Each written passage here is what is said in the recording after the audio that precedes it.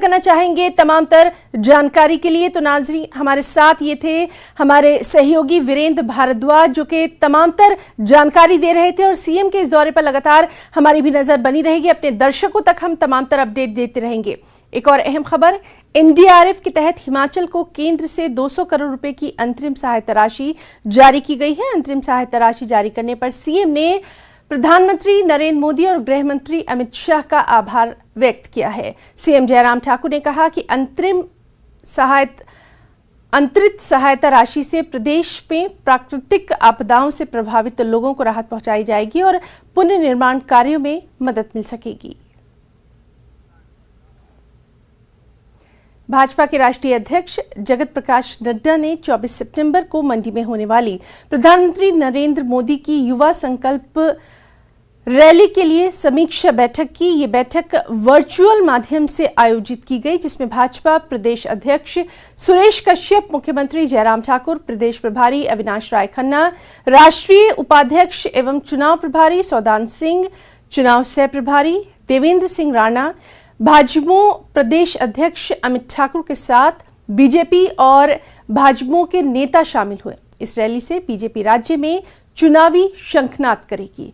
Rally को लेकर BJP अध्यक्ष जेपी नड्डा ने कहा कि इस युवा संकल्प रैली को संकल्प सफल बनाने के लिए भाजपा एवं युवा मोर्चा एकजुट होकर काम कर रहा है और 24 सितंबर को होने वाली प्रधानमंत्री मोदी की रैली ऐतिहासिक होगी।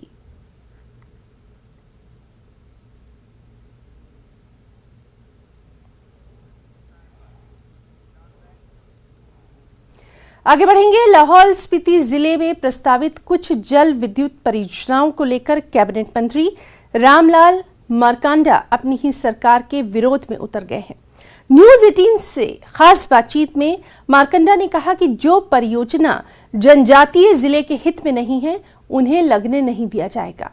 वो सिर्फ इको फ्रेंडली प्रोजेक्ट ही लगने देंगे। इसके अलावा मंत्री मारकंडा ने चीन पर कहा कि वो अपनी सीमा में निर्माण संबंधी गतिविधियां कर रहा है। लाहौल स्पीति जिले में प्रस्तावित कुछ जल विद्युत परियोजनाओं को लेकर कैबिनेट मंत्री रामलाल मारकंडा अपनी ही सरकार के विरोध में उतर गए हैं।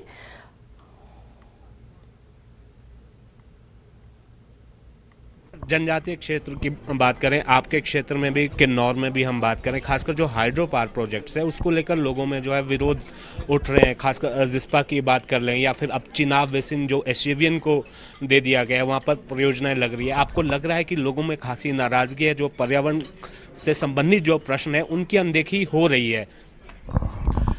जहाँ तक आपने हाइड्रो प्रोजेक्ट की बात की है, ये सच्चाई है, लोगों ने अपना रोष प्रकट किया है। मैं उनको कहना चाहता हूँ कि जिस्पा बांध तो हमने भारत सरकार को भेज दिया है कि ये नहीं लगाई जाए। और जहाँ तक लाहौल स्पीति का विषय, मैंने बहुत स्पष्ट शब्दों में कहा है, लाहौल स्पीति में वही प्रोजेक्ट लगेंगे जो इको फ्रेंडली होंगे।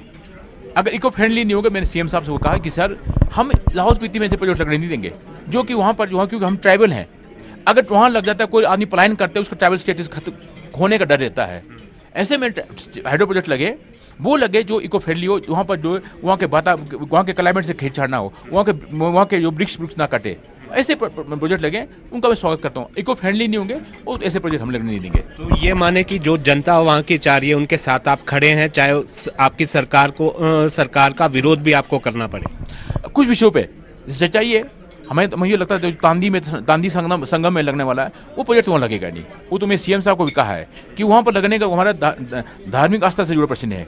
कुछ स्थानों पे ऐसे प्रोजेक्ट लगने, जैसे मयार नाला लगना था, उसके लिए हमने हाँ किया है, जो वो उससे हमारा कोई किसी परिवार को उसको घाटा नहीं है, कोई किसी का जमीन नहीं जाता है, कोई किसी को पलायन होना नहीं पड़ रहा है, कोई जंगल नहीं कट रहा है, कोई कुछ नहीं कट रहा है। ऐसे प्रोजेक्ट लगते हैं तो उसको स्वागत करूंगा। जहाँ पर जो है अगर वहाँ लाहौल स्पीति के लोगों के अधिकारों से खेला जाएगा, तो ऐसे में निश्चित तौर पर मैं तो सीएम साहब सरकार को कहूँगा, मुख्यमंत्री मोदी को कहूँगा, ऐसे प्रोजेक्ट हम लगने नहीं देंगे। एक आखिरी सवाल लेना चाहूँगा, खासकर जो बॉर्डर की हम बात करें, चाइना बॉर्डर की, किन्नौर और लाहौल स्पीति के साथ करीब 240 किलोमीटर का बॉर्डर का एरिया लगता है।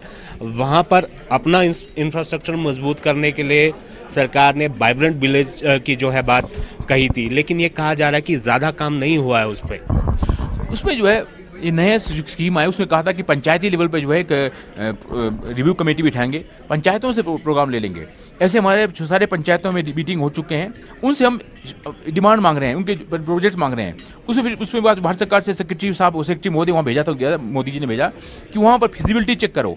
ऐसा देखा जाता है हमेशा, हम प्रोजेक्ट भेजते हैं वो फिजिबल नहीं होता है। मोदी जी का कहना है कि केंद्र सरकार का कि जो विलेज वाइब्रेंट प्रोग्राम भेज रहे हैं उसमें बजट भी अधिक मिल रहा है, वो फिजिबल वो साथ में कुछ नए दिशाओं के साथ दिए हैं। जैसे वहाँ पर हमारा रिवर चैनलाइजेशन है, वहाँ पर हमारा लोकल लोगों का कैसा इनकम जनरेशन हो, कैसे वहाँ पर उनका जो है हमारा ट्रेडिशन कल्चर है वो खत्म ना हो जाए, उनको बढ़ावा देने के लिए नए इन विलेज वाइब्रेंट प्रोग्राम में नए स्कीम जोड़े गए हैं। मुझे लगता है ये अच्छी योजना है ताकि हम नए स्कीम जोड़ सकें। आप ज़्यादा बेहतर तरीके से जानते होंगे, चीन की गतिविधियां तो लगातार बढ़ती जा रही है, खतरा जो है बना हुआ है। चीन की गतिविधियां अपने इलाके में होगा, हमें नजर नहीं आता। अपने इलाके में उनका एक्टिविटीज हो रहा है।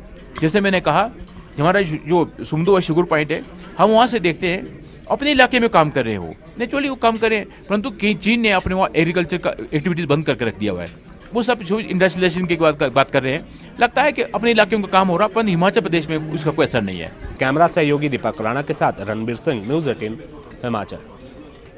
और नमस्ते हिमाचल में वक्त एक छोटे से ब्रेक का, जल्द लौटेंगे।